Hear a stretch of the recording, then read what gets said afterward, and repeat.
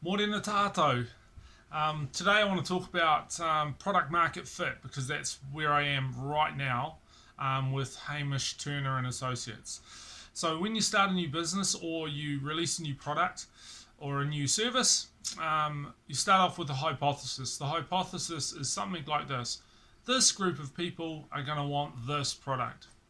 Now, in that case, you've actually got two hypotheses. You've got a customer hypothesis, so who is our hypothesis, who is our target market, and then our second hypothesis is what is the solution that we're solving for them, and bundled in there is also what's the problem, and some extra detail. But at the start you have some sort of idea, and generally it's pretty loose. Well, in this case it's not, but in generally I've spoken to a lot of startups in the past, and you say, oh, who's your audience or who's your market? And they say, oh, everyone. And it's never the case. And so to me, it starts off with finding out who that market is, and then finding out what their problem is, and then how we can solve that problem for them. Now, we're in an ongoing business already, and so we already have a segment of the market. We already have some products. However, that still doesn't mean that we can't improve the product market fit. So what that means is I need to know more about that market. Who are they? What are they? How old are they?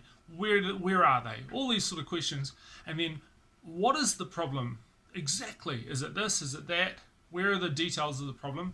And then, we create the solution for that. So at the moment, we've been testing a couple things.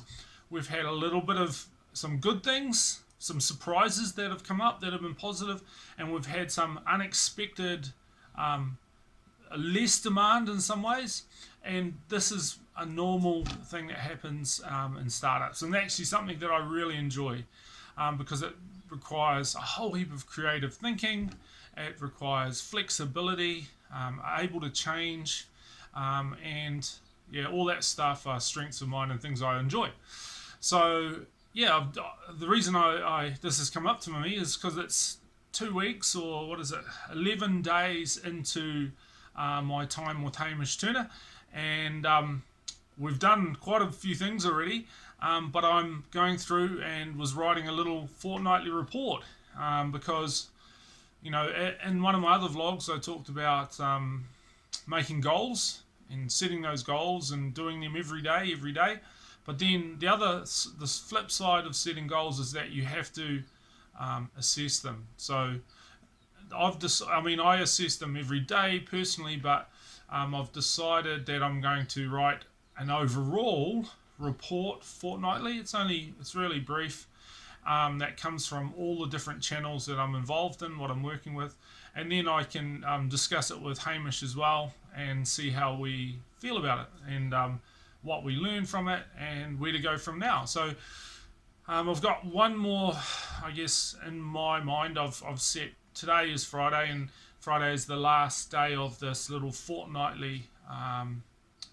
Almost want to call it a sprint, a little fortnightly sprint that I've got in place, and I have got a few calls to make still, because I had a goal of making 200 calls in the 9 working days I've had, and generally I would have thought, oh, that's pretty easy, but I actually had a couple of things where I ended up going out and doing some meetings and stuff, and so it meant that I had a couple low days, and so I've had to make up those days and other days, and I love that challenge as well. So today I need to do, before lunch, because I've got meetings this afternoon, a fair amount of calls. So it's probably about time for me to get into it.